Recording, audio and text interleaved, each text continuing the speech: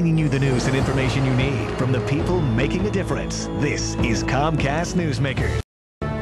What challenges do grandparents face in raising their grandchildren, and how could some new legislation help? Hello and thanks for joining us. I'm Jill Horner.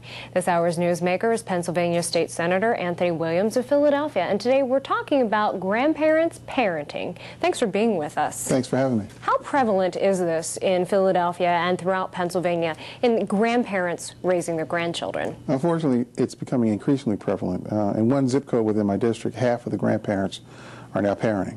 And it's a growing trend. There's not the stereotype of the type of family you would think was in this condition. Unfortunately, is not the case. It's grown outside of Philadelphia, certainly in other parts of my district, such as Delaware County, and across Pennsylvania, it's a growing trend. What are some of the biggest challenges that grandparents face? I would think as they get older, they're looking toward retirement or they're on fixed incomes. Are the fiscal challenges the biggest ones? Crushing.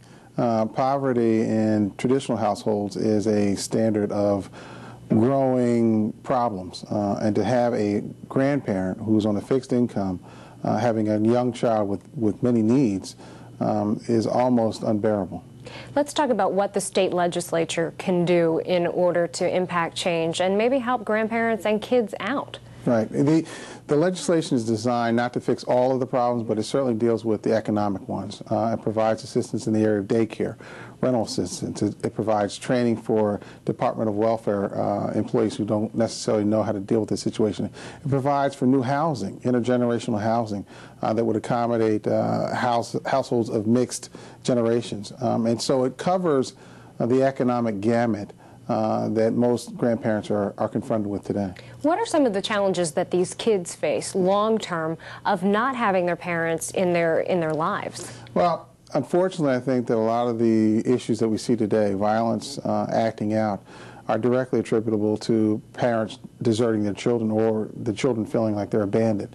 That's not to say that we don't have many young people who grow up in these kind of difficult situations and become successful.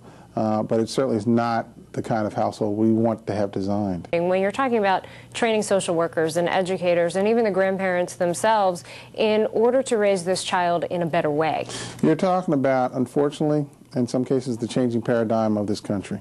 And you're talking about elevating it to a conversation level that many people feel uncomfortable talking about. We like to talk about family values. We don't like to talk about the construct of the family. And to talk about family values, we have to talk about who's raising the children, how they're being raised, and how the government is not stepping in and replacing the family, but actually supporting the family, whatever that family looks like. And grandparents constitute, at least in my house, and I'm sure in yours, some loving, fond memories.